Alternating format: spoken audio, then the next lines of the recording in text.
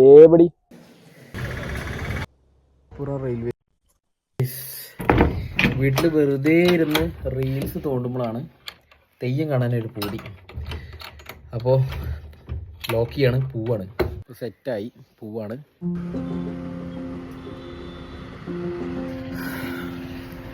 Guys, അപ്പോൾ നമ്മൾ വണ്ടി എടുത്തു.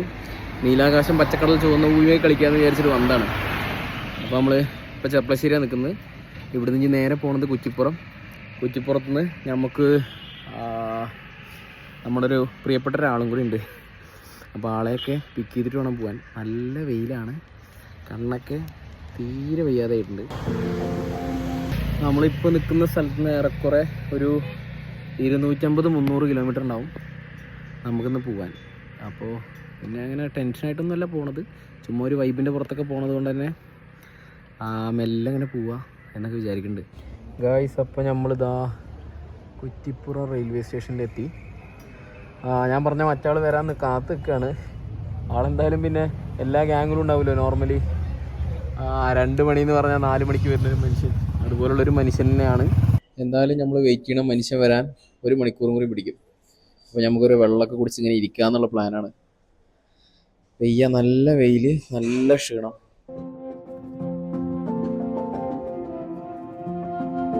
നമ്മൾ അന്വേഷിച്ച കിഴങ്ങൻ ഇതായിരിക്കണം ഗൈസ്. അപ്പൊ നമ്മൾ ആളെ കിട്ടിയിട്ടുണ്ട്. നമ്മൾ ഇനിയിപ്പോ കണ്ണൂര് പോവാണ്. എന്താണ് ഒന്നുകൂടെ? ശരി. അപ്പൊ ആളെ കിട്ടിയിട്ടുണ്ട്. നമ്മൾ ഇനി നേരെ പോണത് എവിടെ അറിയാസ്ക? കണ്ണൂരില് തെയ്യം ഞങ്ങൾ വൈബാക്കും. പോയിട്ട് തെയ്യണ്ടെന്ന് അറിയില്ല. ഇൻസ്റ്റാഗ്രാമിൽ ചെറുതായിട്ട് കണ്ടിട്ട് മാത്രമേ ഉള്ളൂ. അതിലിങ്ങനെ എല്ലാരും വിചാരിക്കണം, നാട്ടുകാർ മൊത്തം വിചാരിക്കണം നമ്മളൊക്കെ മെയിനാണ്.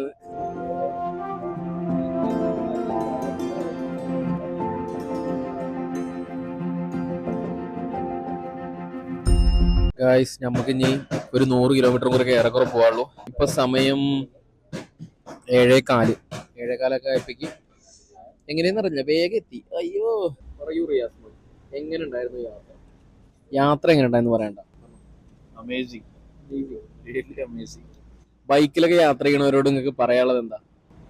അതൊരു വേറൊരു വൈബാണ്. അത് എക്സ്പീരിയൻസ് ചെയ്ത് തന്നെ അറിയണം. ഇരിക്കാൻ പറ്റണ്ട, കുറച്ചു നേരം നിൽക്കട്ടെ, നിന്ന് സംസാരിക്കട്ടെ.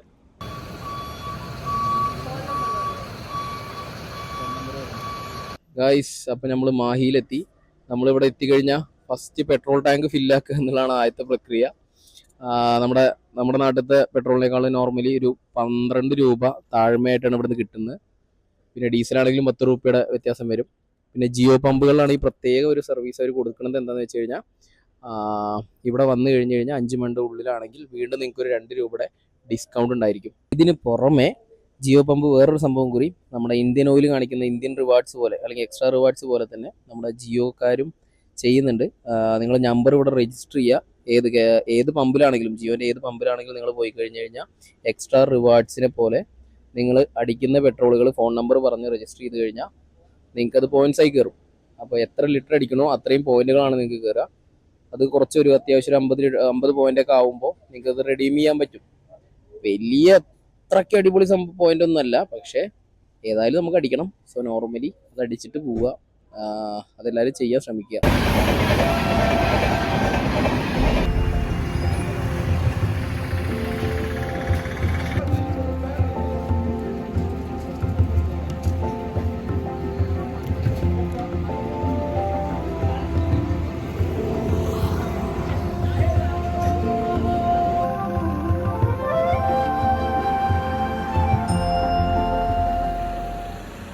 ഗായ്സ്, അപ്പം ഞങ്ങൾ കുറേ കിലോമീറ്റർ ഇങ്ങോട്ട് വന്നു.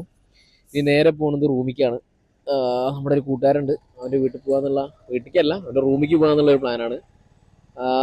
നമ്മൾ കോക്ടെയിൽ കുടിച്ചതിൻ്റെ ഡീറ്റെയിൽസ് കണ്ണൂരാണ്. കണ്ണൂർ നേരെ സെൻറ്ററിൽ കാൾടെക്സ് ഭാഗത്താണ്. അത്യാവശ്യം വർത്തായിട്ടാണ് എനിക്ക് തോന്നിയിട്ടോ. 70 രൂപയാണ് വരുന്നത്. അത്യാവശ്യം കുഴപ്പമില്ല, അടിപൊളിയായിരുന്നു. ഞങ്ങളിപ്പോൾ ഇവിടെ ഇങ്ങനെ അമ്പലത്തിൻ്റെ ഭാഗത്ത് വന്നിട്ട് ഇങ്ങനെ നടു ഒന്ന് നിവർത്താൻ വേണ്ടി വന്നിരുന്നതാണ്. മുത്ത എങ്ങനെ ഉണ്ടായിരുന്നു? എങ്ങനെ ഉണ്ട്? എന്താ നിനക്ക് പറയാ? സത്യം പറയട്ടെ, ഈ ബൈക്ക് റൈഡ് നിങ്ങൾ വിചാരിക്കണ പോലെ അത്ര സുഖമൊന്നുമില്ല. വയസ്സായതുകൊണ്ടാണോന്നും അറിയൂല. അയ്യോ നടുവിനൊക്കെ നല്ല വേദന ഉണ്ട്. ഇങ്ങനെ വന്നിട്ട് ഇങ്ങനെ ഒന്ന് ഇങ്ങനെയൊക്കെ കടന്നുറങ്ങുമ്പോൾ ഒരു സുഖം. ആയ്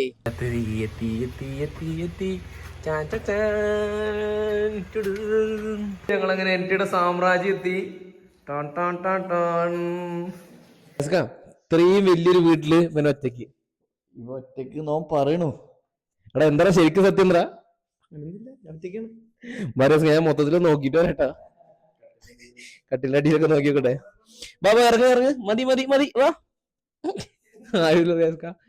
ഗായ്സ് നമ്മള് പുതിയ സാധനം ഇറക്കി. എന്താ അതിന് പേര്? സ്റ്റിക്ക്. ആ സെൽഫി സ്റ്റിക്ക് അല്ല ട്രൈപോഡ്. എന്നാ ട്രൈപോഡ്. ഇത് എത്ര ദൂരം കിട്ടുന്നൊക്കെയുള്ള സാധനമൊക്കെ നോക്കാൻ വേണ്ടിട്ടോ. കറങ്ങിക്കോട്ടെ കറങ്ങിക്കോ.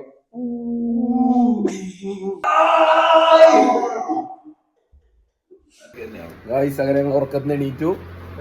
ഇന്ന് നമ്മൾ പിടിക്കാൻ പോണത് തെയ്യാണ്. വള്ളികളല്ല തെയ്യം. എവിടെങ്കിലും തെയ്യം കാണാൻ പോവുക. സമാധാനത്തിൽ കാണുക പോരുക. ഗൈസ് നമ്മൾ പുതിയൊരു കോൺസെപ്റ്റിക്ക് വന്നു കേട്ടോ. ഇവര് ഫാം ടു ടേബിൾ എന്നുള്ളൊരു കോൺസെപ്റ്റാണ്. ഇവരുണ്ടാക്കുന്ന സാധനങ്ങളൊക്കെ ഇവിടുന്ന് തന്നെ ഇവര് കിച്ചണിലോട്ട് കൊടുന്ന് നമുക്ക് കുക്ക് ചെയ്ത് തരുന്ന ഒരു പരിപാടി.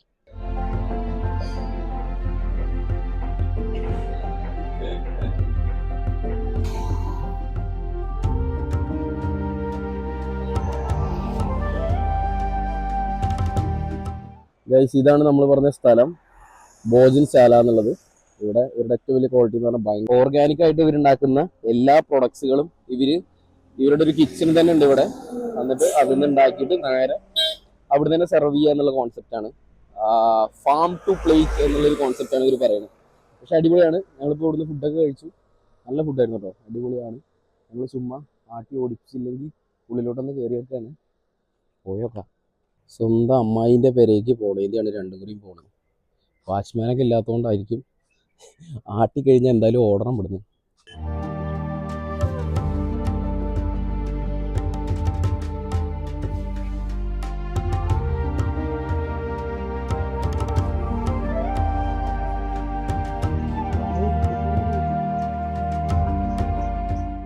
ഗൈസ് അപ്പോൾ നമ്മൾ ഇവിടെയാണ് ഇവർ പറഞ്ഞ കോൺസെപ്റ്റ് ഉള്ളത്. ഇവിടേക്ക് വന്നിരുന്ന് കഴിഞ്ഞാൽ ഫുഡൊക്കെ ഇവർ ഇവിടെ തന്നെ, ഇവിടുത്തെ ആൾക്കാരുണ്ട്, അപ്പോൾ ഇവിടെ തന്നെ വന്നിട്ട് ഡൈൻ ചെയ്തൊക്കെ തരും. അടിപൊളിയാണ് കേട്ടോ. മൊത്തത്തിൽ ഭയങ്കര പീസ്ഫുൾ ആയിട്ടുള്ളൊരു ഏരിയയാണ്. ഫുള്ള് ഓർഗാനിക്കാണ്. പിന്നെ ഇതിൻ്റെ ഉള്ളിലോട്ട് അങ്ങോട്ട് എന്തൊക്കെയോ കുറേ സ്ഥലങ്ങളുണ്ട്.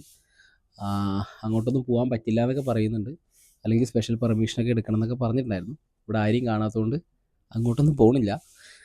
പിന്നെ നമ്മുടെ പ്ലാൻ ഇനി എന്ന് പറയുന്നത് എവിടെ ഒരു ഊട്ടുണ്ട് എന്ന് പറഞ്ഞു, ഏതോ അമ്പലത്തിൽ. അപ്പോൾ അമ്പലത്തിൽ ഊട്ടാൻ അല്ലെങ്കിൽ ഫുഡ് കഴിക്കാൻ പോകണം. അതിനുശേഷം നമ്മൾ മെയിനായിട്ട് വന്നത് ഇതാണ്, പാറയിൽ തറവാട് ശ്രീ വയനാട്ട് കുലൻ ദേവസ്ഥാനം. ഇവിടെ കണ്ടനാർ കേളൻ ഉണ്ട് എന്നാണ് പറഞ്ഞ്. അപ്പോൾ രാവിലെ പുലർച്ചെ ആകുമ്പോഴേക്ക് അത് പിടിക്കാന്നുള്ളൊരു വൈബാണ്. ഇവിടുന്ന് നിയർലി ഒരു 15 കിലോമീറ്ററാണ് കാണിക്കുന്നത്. അപ്പോൾ ഈ 15 കിലോമീറ്റർ ആദ്യം ഒന്ന് പോയി നോക്കണം. എന്താ ഒന്നും പ്ലാനൊന്നുമില്ല, ജസ്റ്റ് അങ്ങോട്ട് പോകാന്നുള്ളൊരു സെറ്റപ്പാണ്. ഗൈസ് പറഞ്ഞ പോലെ തന്നെ വണ്ടിയുടെ എണ്ണയൊക്കെ കഴിഞ്ഞിട്ടുണ്ട്.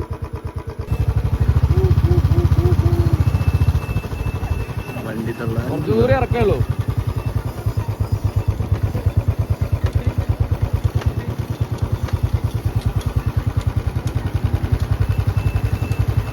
അൺസ്റ്റോപ്പബിൾ എന്നുള്ള സ്റ്റോപ്പബിൾ ഇതിൽ കയറി, അൺസ്റ്റോപ്പബിൾ ഇതിൽ കയറി.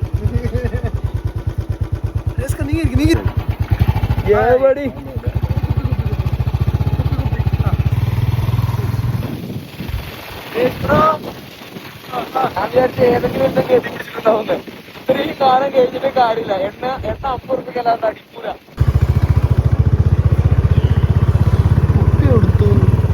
ഗായ്സ് നമ്മളിതാ എണ്ണയൊക്കെ വാങ്ങി, ഇനി പോയി ഒഴിക്കുക. എന്തോരം പ്ലാനിങ് ആയിരുന്നു അല്ലേ, എല്ലാം കൊളായി. ഇവനാണെങ്കിൽ ബാത്റൂമിൽ നിന്നൊക്കെ പോലെ ബക്കറ്റൊക്കെ എടുത്തിട്ട്.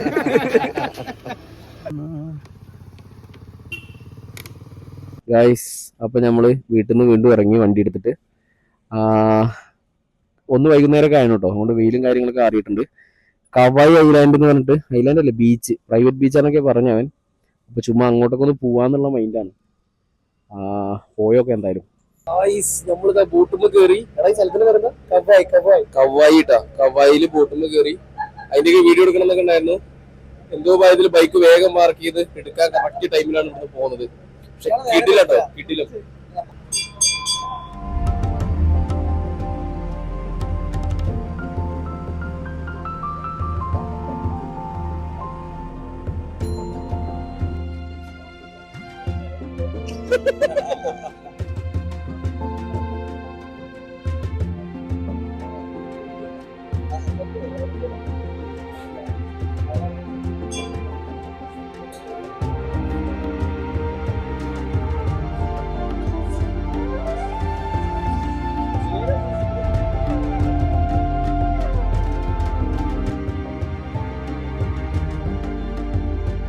ഗായ്സ്, അപ്പോ നമ്മളിവിടെ കവായി എന്ന് പറഞ്ഞിട്ടുള്ള ഒരു ഐലാൻഡിലാണ്. 4 പേർ അടിപൊളി കേട്ടോ. ഇവിടുന്ന് പെട്ടെന്ന് നമുക്കൊരു ബോട്ട് കിട്ടി, നമ്മളതിൽ കയറി ഇവിടേക്ക് എത്തി.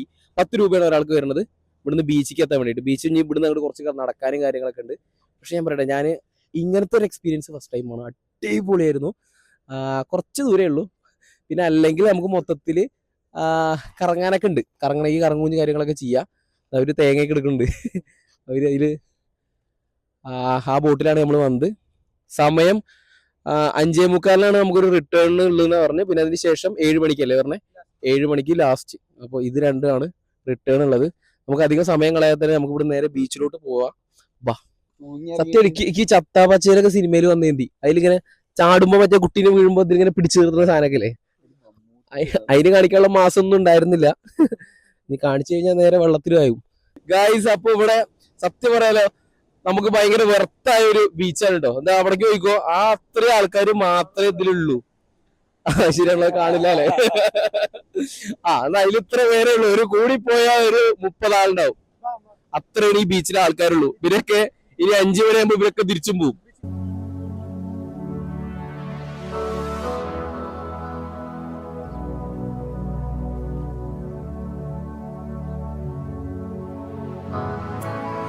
Let's dance in style, let's dance for a while. Heaven can wait, we're only watching the skies. Hoping for the best, but പിന്നെ പ്രത്യേകം ഇങ്ങനത്തെ സ്ഥലത്തേക്കൊക്കെ വരുമ്പോഴേ പെണ്ണുകുട്ടിയോടെ കൊണ്ടുവരുന്നത് ഓരത് ഇങ്ങനെ ഇരുന്ന് ഇങ്ങനെ ഫോൺ വിളിക്കുക, മറ്റേ അപ്പുറത്തേക്ക് പോവാ, ഈ പരിപാടി മാത്രമേ ഉള്ളൂ. പക്ഷെ ഞങ്ങളുടെ ഒപ്പം ഒരു മണ്ടുണ്ട്, നോക്കിക്കോട്ടോ. അത് കാണിച്ചിട്ടാ ആള് vibing. Can you imagine when this race is won? Turn our golden faces into the sun. Praising the leaders, we're getting into the music's played. നമ്മളിത് അവിടെ മത്സ്യകന്യക കോntest നടത്തിയിട്ടുണ്ട് കേട്ടോ. ഒന്നാമത്തെ മത്സ്യകന്യക. എന്തേലും ഒരു കാര്യം കൊടുത്താ മച്ചാൻ അത് ആത്മാർത്ഥത്തോടെ ചെയ്യും. അതാണ് മച്ചാന്റെ ഏറ്റവും വലിയ കഴിവ്. കുറെ കാലങ്ങൾ എടുത്തു ഇത് ചിന്തിച്ചെടുക്കാൻ എന്നാ പറഞ്ഞേ. പിന്നെ അതിനുശേഷം ഇത് പ്രാവർത്തികമാക്കാൻ വീണ്ടും എനിക്ക് ഒരുപാട് കാലങ്ങൾ എടുത്തു. അപ്പൊ പറഞ്ഞു നടക്കണ്ട, ഭയങ്കര പ്രൈവറ്റ് ആയിട്ടുള്ള ഒരു ബീച്ചാണ്, അധികം ആൾക്കാരൊന്നുമില്ല. അപ്പൊ ഈ കാണുന്ന ആൾക്കാരൊക്കെ തന്നെ ഇപ്പൊ നിലവിലുള്ളൂ. ഇനി കുറച്ചും കൂടി ഇരുട്ടുന്ന സമയത്ത് ഇത്രയും ആൾക്കാരുണ്ടാവില്ല എന്നാണ് ഇവിടുത്തെ ആൾക്കാരൊക്കെ പറഞ്ഞത്, നാട്ടുകാരൊക്കെ പറഞ്ഞിട്ടുള്ളത്. അപ്പൊ ബോട്ട് പിടിക്കാൻ പറ്റും. ബോട്ടിന് ശേഷം ഇവിടെ വന്നു കഴിഞ്ഞാൽ നമുക്ക് അടിപൊളിയായിട്ടൊരു സൺസെറ്റോടെ ഇങ്ങനെ ഒരു ബീച്ചും കവറപ്പ് ചെയ്യാൻ പറ്റും. ഭയങ്കര പ്രൈവറ്റ് ആയിട്ടുള്ള ഒരു ബീച്ചാട്ടോ, അധികം ആൾക്കാരില്ല. പക്ഷെ ഭയങ്കര വെർത്താണ്. ഗൈസ്, നമ്മൾ പെട്ട് പറഞ്ഞ പോലെ ഒന്നല്ല, ബോട്ട് വന്നില്ല. ബോട്ട് ഇനി വരുമെന്നാവോ? 7 മണി എന്നാ പറഞ്ഞ് ഇവിടുന്ന് അക്കരയ്ക്ക് പോകാൻ ഇനി ഒരു വഴിയില്ല. അങ്ങോട്ട് ഇങ്ങനെ ഇരിക്കുക. ഇനിയിപ്പോ റിയാസിക്ക ഇരുന്നിട്ട് കാര്യമില്ല, വരുമോ? ബോട്ട് വരുമോ? ചേച്ചിയുടെ അടുത്ത് പായും തലേനും പറഞ്ഞു. അപ്പുറത്തൊരു വീടുണ്ട്, ആ വീട്ടിൽ ഞങ്ങൾ പായും തലേനെയും പറഞ്ഞു വെക്കേണ്ട അവസ്ഥയായിട്ടുണ്ട്. എനിക്ക് തോന്നുന്നില്ല നടക്കുന്നു. എനിക്കും തോന്നുന്നില്ല. കണ്ടനാർക്കകളിലൊക്കെ ഇവിടെ ഇരുന്നിട്ട് വെളിച്ചവും വെച്ച് തീയൊക്കെ ഇട്ടിട്ട് വെക്കേണ്ടി വരും തോന്നുന്നു. ആരേലൊക്കെ വരുമോ മൊത്തത്തിൽ? പിന്നെ ആകെയുള്ളൊരു സമാധാനം എന്താ വെച്ചിട്ടാ, അത്ര പേരുണ്ട്. അവർ ഹിന്ദിക്കാരാണ്, പക്ഷെ എന്നാലും നമ്മുടെ ഒപ്പം ഉണ്ട്. അതാണ് ഒരു സമാധാനം. എല്ലാം കൂടെ ടിക്കറ്റിന്റെ നമ്പർ, ടിക്കറ്റ് അവിടെ ഇനി പെട്ടെന്നൊക്കെ പോകാനുള്ളവരൊക്കെ ആണെങ്കിൽ 7 മണിയുടെ വണ്ടി കാത്തിരിക്കാതിരിക്കുക, 5:45 വണ്ടി, അത് കയറിയിട്ട് വേഗം വീട്ടിൽ പോവുക. ഏബടി ഗായ്സ്, നമുക്ക് അങ്ങനെ ഒരു വെളിച്ചം വരുന്നുണ്ട്. ബോട്ടാണ് ബോട്ടാണ് ബോട്ടാണ്. കുറേ കാത്തുന്നാലും പക്ഷെ അവർ വന്നു കേട്ടോ. മൊത്തം ഇരുട്ടായി.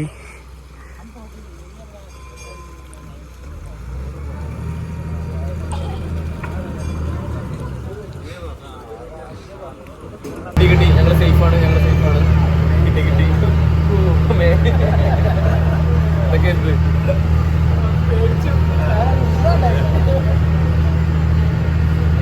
അപ്പൊ ഞാൻ അടുത്ത സ്പോട്ടിൽ കുടിക്കാൻ പോവാണ്.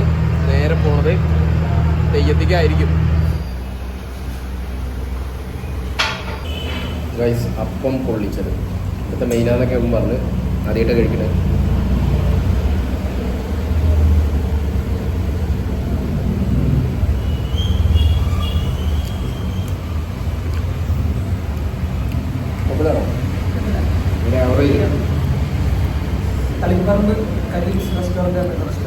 അവിടെ മെയിൻ അല്ലേ? നമ്മൾ പക്ഷെ അവിടേക്ക് എത്തിയില്ല. കുഴപ്പമൊന്നുമില്ല, ടേസ്റ്റ് ഉണ്ട്. വിശപ്പ് കാരണമെന്ന് അറിയില്ല. അപ്പൊ ബന്ന് പോവാണ്. മീൻകാരെല്ലാം പറയിച്ചക്ക. അപ്പൊ ബന്ന് പോവാണ്. ഞാനല്ല പോണ്, നിങ്ങളാണ് പോകുന്നത്. നമ്മളിന്ന് പോവാണ്. ഇവൻ എന്താ പ്ലാനിൽ ഇവര് വർക്ക് ആയിട്ട് ഡ്യൂട്ടി മെയിൻ. അപ്പൊ ഡ്യൂട്ടിക്ക് വേണ്ടിട്ട് ഇങ്ങനെ പോവാണ്. അപ്പൊ എന്താ കാണാം, അടുത്ത പരിപാടി പിടിക്കാം. അല്ല നമ്മളൊന്നിച്ച് നോക്കിപ്പോ. നമ്മളങ്ങനെ പാറയിൽ തറവാട്ടിലോട്ട് എത്തി. പക്ഷേ ഇന്ന് തെയ്യല്ല ഗായ്സ്. അപ്പം നമ്മൾ പാറയിൽ തറവാട്ടിലോട്ട് വന്നായിരുന്നു. ചെറുതായിട്ടൊന്ന് മണി വാളി. തെയ്യൊന്നും നടക്കണില്ല. അവിടെ ആരോ മരിച്ചു എന്നാണ് പറഞ്ഞിട്ടുള്ളത്. അവരുടെ നടത്തിപ്പുകാരിൽ ആരോ ഒരാൾ മരിച്ചു, അതുകൊണ്ട് തീയതി മാറ്റി എന്ന് പറഞ്ഞു. അപ്പോൾ ശരിക്കും മിസ്സായി, ഇതാണ് സത്യം. പക്ഷെ എന്തോ നമ്മൾ വീണ്ടും അവിടേക്ക് തന്നെ പോയിട്ടോ, തറവാട്ടിലോട്ട് തന്നെ ഞങ്ങൾ ചുമ്മാ ഒന്ന് പോയി നോക്കി. അവിടെ സംസാരിച്ചു അവരോട്. അതിൻ്റെ വീഡിയോസും കാര്യങ്ങളൊക്കെ ഉണ്ട്. അപ്പോൾ പിന്നെ അവരുടെ ഐതിഹ്യവും കാര്യങ്ങളും ആയതുകൊണ്ട് നമ്മൾ അവരെ സംസാരിക്കുന്നൊന്നും അധികം എടുക്കാൻ നിന്നില്ല.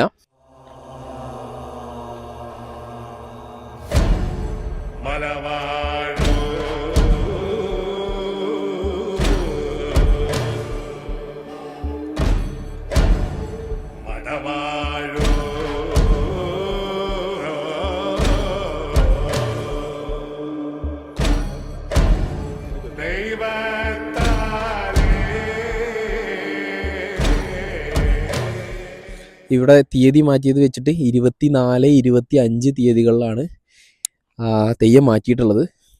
മിഥുൻ എന്ന് പറഞ്ഞൊരു കലാകാരനാണ് വരുന്നതെന്ന് പറഞ്ഞിട്ടുള്ളത്. അദ്ദേഹത്തിൻ്റെ ഭയങ്കരമായിട്ട് കുറേ ഐതിഹ്യങ്ങളും കാര്യങ്ങളൊക്കെ പറഞ്ഞു തന്നു കേട്ടോ. ഒരുപാട് നമ്മൾ വിശ്വസിക്കാനൊക്കെ പുറമെ കുറേ സാധനങ്ങൾ അവരായിട്ട് പറഞ്ഞു തന്നിട്ടുണ്ട്. കുറേയൊന്നും പിന്നെ അവർ ഇങ്ങനെ നമ്മൾ ഇതിൻ്റെ പിന്നിൽ നടക്കുന്ന കാര്യങ്ങളും ഇതിൻ്റെ ഐതിഹ്യങ്ങൾ അല്ലെങ്കിൽ ഇതിൽ നടക്കുന്ന ചതി അങ്ങനത്തെ കുറേ സാധനങ്ങളൊക്കെ അവർ വൃത്തിയായിട്ട് പറഞ്ഞു തന്നു. പിന്നെ ഏറ്റവും പറയാനുള്ളത്, ഭയങ്കര അടിപൊളിയായിട്ടാണ് അവർ നമ്മളെ സെർവ് ചെയ്തത്. നമ്മളിപ്പോൾ രാത്രി കയറി ചെന്നതാണെങ്കിൽ പോലും അവർ അങ്ങനെ ചോദിച്ചു, ഇത്ര ദൂരം നിങ്ങൾ കാണാൻ വന്നതല്ലേ എന്നൊക്കെ പറഞ്ഞിട്ട് ഞങ്ങളെ അമ്പലവും കാര്യങ്ങളൊക്കെ കാണിച്ചു തന്നു. അതിനുശേഷം അവർ വന്നു കഴിഞ്ഞാൽ ഫുള്ള് ഭക്ഷണം കാര്യങ്ങൾ എല്ലാം അങ്ങനെ കുറേ ഡീറ്റെയിൽസ് അവർ പറഞ്ഞു തന്നു. നമ്മൾ ഈ തെയ്യം നടക്കുന്ന ദിവസങ്ങളിൽ വൈകുന്നേരം വന്നു കഴിഞ്ഞാൽ തന്നെ തോട്ടം എന്ന് പറഞ്ഞിട്ടൊരു പരിപാടി ഉണ്ടായിരിക്കും. അതിന് ശേഷമാണ് പിറ്റേ ദിവസം പുലർച്ചെയാണ് തെയ്യം നടക്കുക.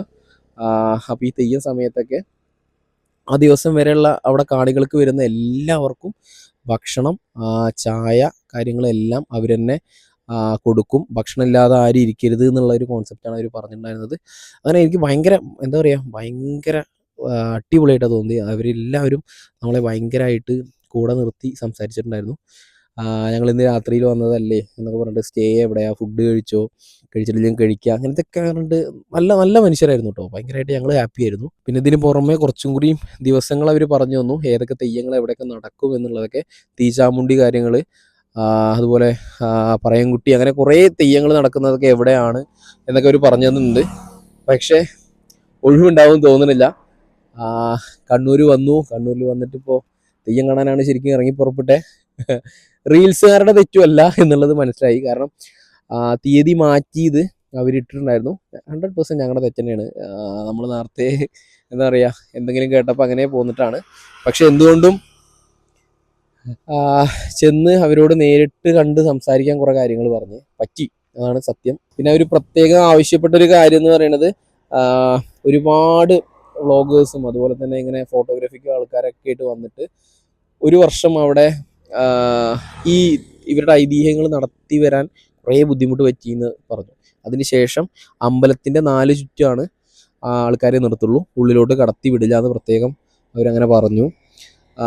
പിന്നെ അതുപോലെ തന്നെ അവിടെ കനലാട്ടം അല്ലെങ്കിൽ കനലുകളെ കൂട്ടിയിടുന്ന സ്ഥലം എല്ലാം കാണിച്ചു തന്നു. അമ്പലത്തിൻ്റെ പരിസരം, അവിടെയുള്ള നടത്തുന്ന ഐതിഹ്യങ്ങൾ, കാര്യങ്ങളെല്ലാം പറഞ്ഞു തന്നു.